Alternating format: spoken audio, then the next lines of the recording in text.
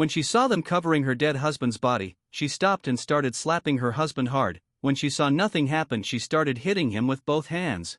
In her past life, on her deathbed, the woman found out that 5 years ago her husband had faked his death so that he could make her pay his $20 million gambling debt. She also found out that he had ran away with his secretary who he was having an affair with, that they planned on taking her family's home after her death, and that they had taken a $30 million life insurance on her. The woman, desperate, turned to her son only for him to tell her that he was actually the secretary's child and that her child had died during childbirth. Together the family, led by the husband, removed the woman's oxygen mask and killed her. Thankfully, she was reborn. When she opened her eyes, she found herself on the day that her husband faked his death. They were trying to send him to the morgue. Seeing this, the woman stopped them and thought that since he liked faking, she was going to make him die for real this time. She collected interest first by slapping and hitting him. When they finally stopped her, they told her that they should just send him to the morgue. But she took her phone and told them her husband was a good person who wanted all his organs donated when he died. Hearing this, they tried to stop her.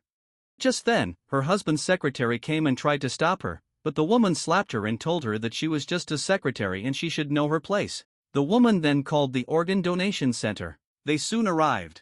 She told them that her husband was a really good person who liked helping people, so he wanted all his organs donated when he died. But then her husband's sister arrived and slapped the woman, accusing her of causing her brother's death.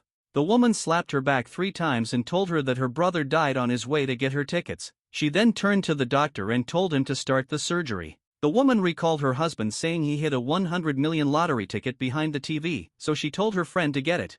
When the doctors were about to start, her in-laws arrived and stopped them. They were then chased out of the room. The in-laws then started yelling at the woman for not asking for permission before calling the donation center, so they were taking their son to go bury him.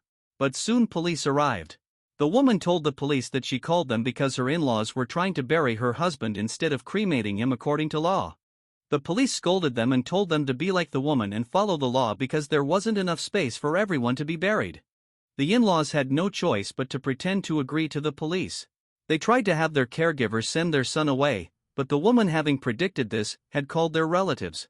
When they arrived, they told the in-laws to let the woman handle the funeral arrangements. The woman readily agreed, saying she would see her husband off well, and left to cremate him. When the woman was about to press the button to start the cremation, the mother-in-law with the secretary rushed in to stop her, but in their rush they accidentally pushed the button themselves.